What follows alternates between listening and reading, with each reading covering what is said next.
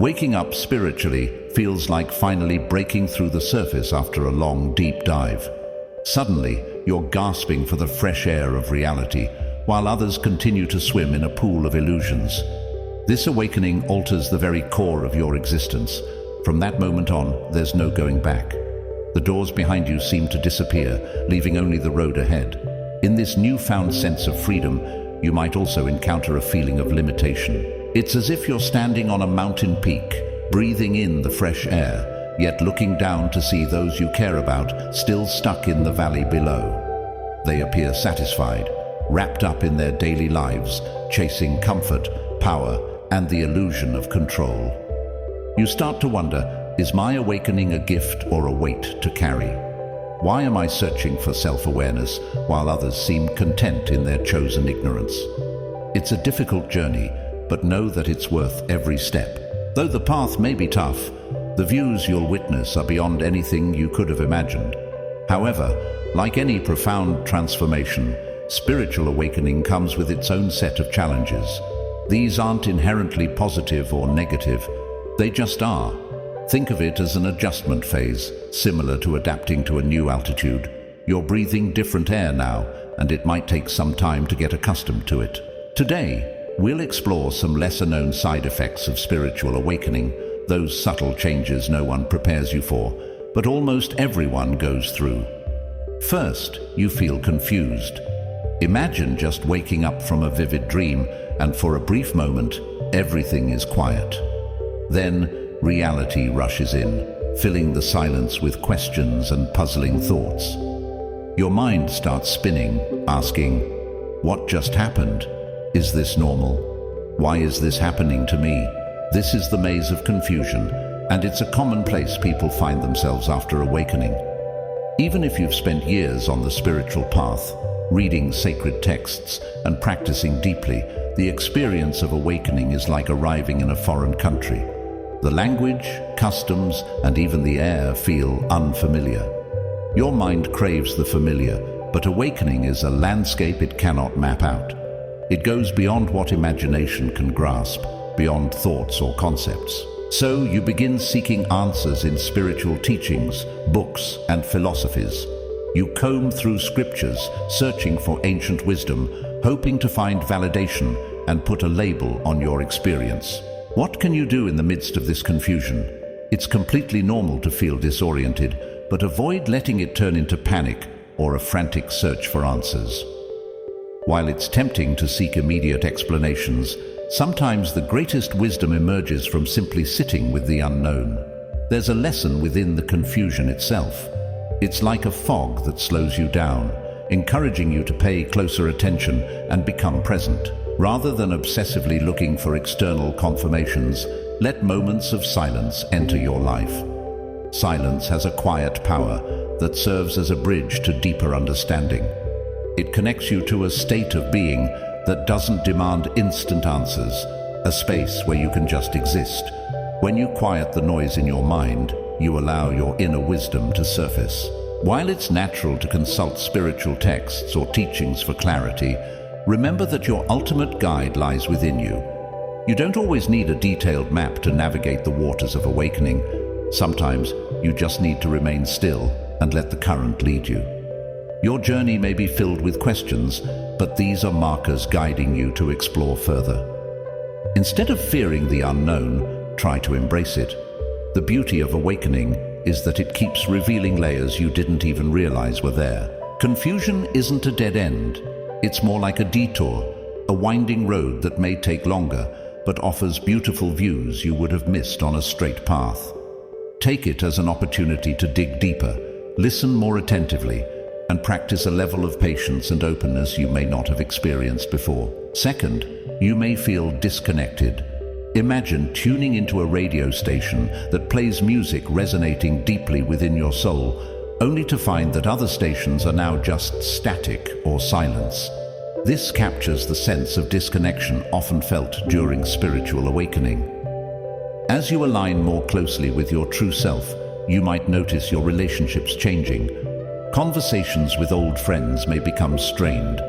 You find yourself retreating into quiet spaces where you once engaged freely.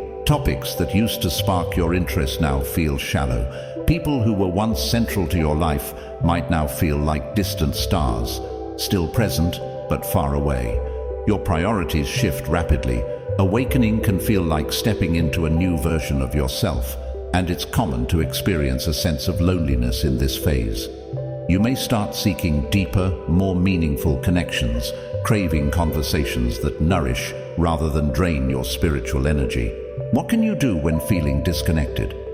Disconnection isn't a sign that you need to force yourself back into your previous mold. Instead, lean into the distinctiveness of your evolving self, even if it puzzles or distances others. This transformation isn't for their approval, it's for your growth. As you change, it might be tough to avoid feeling the impact of outside influences or getting hurt by the crowd's judgments, but it's essential to recall why you started this journey, to remain true to yourself. These moments of uncertainty and vulnerability are a sensitive phase, demanding that you protect your emerging identity, just like nurturing a delicate sapling. Surround yourself with supportive individuals who listen without judgment, offering a safe haven for your shifting beliefs. Seek environments where you feel understood rather than pushed into defending your transformation. Think of it like being a young tree in a forest of towering ones. Though they may overshadow you, remember that your growth is unique, progressing at its own pace and direction. It can feel lonely at first, but you're not truly alone. Reach out to those who resonate with your experience, just as the rain and earth provide life to a seedling.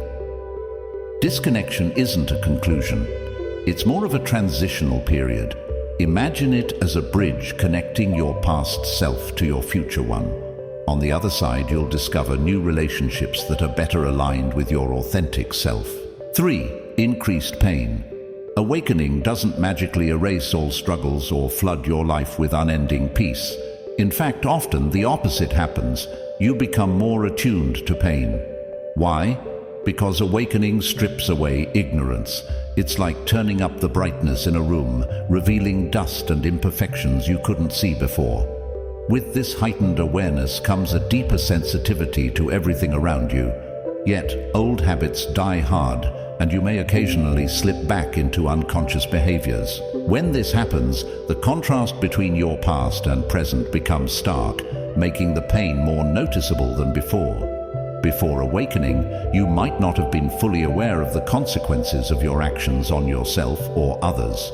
Now, each emotion and every interaction carries a heavier weight because of your stronger connection to your inner self and the world. It's no longer just about your personal discomfort. You become more aware of the suffering of others and even the collective pain of the world. Your senses sharpen.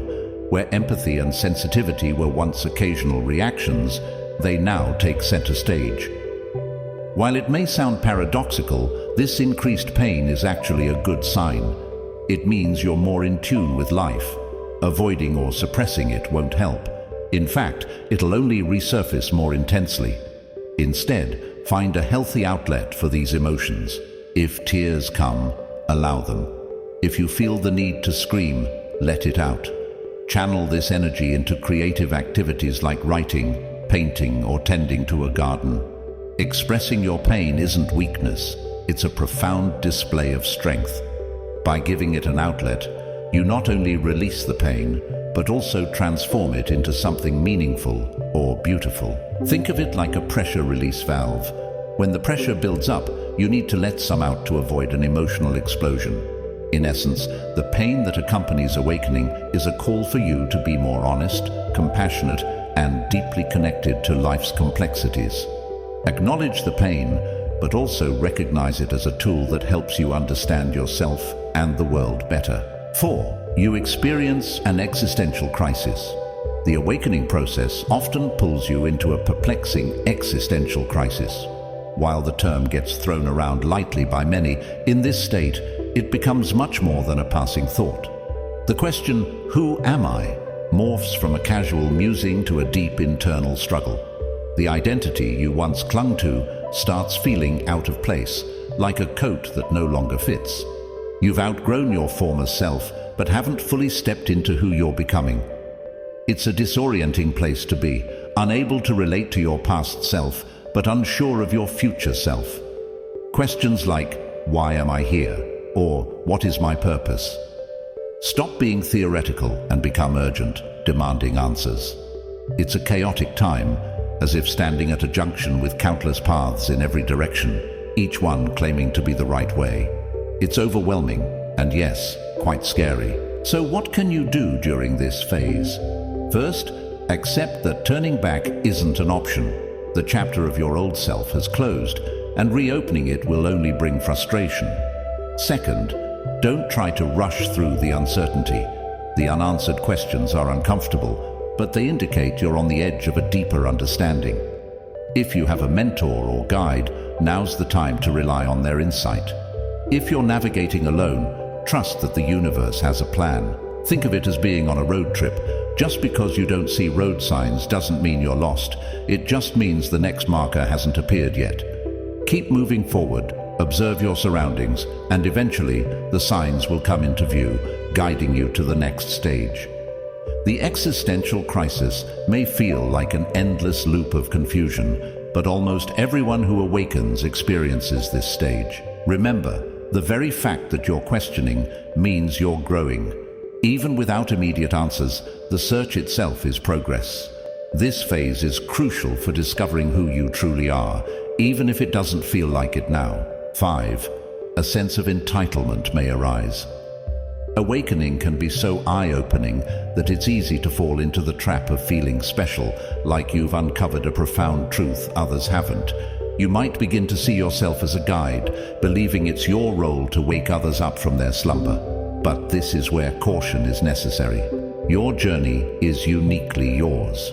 Everyone else has their own path, with its own lessons and timing. Trying to speed up someone else's spiritual growth is like attempting to pry open a flower bud before it's ready. It doesn't hasten its bloom, it can even cause harm.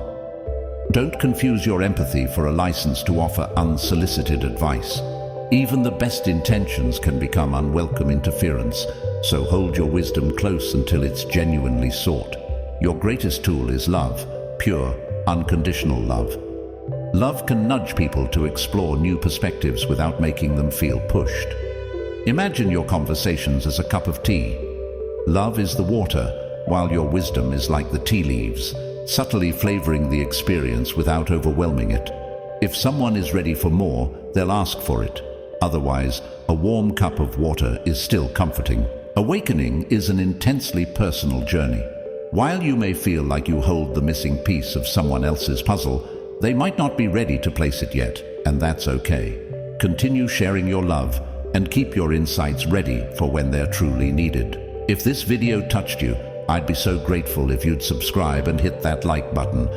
It really helps keep the channel going. And before you go, check out the videos on the screen for even more hidden insights.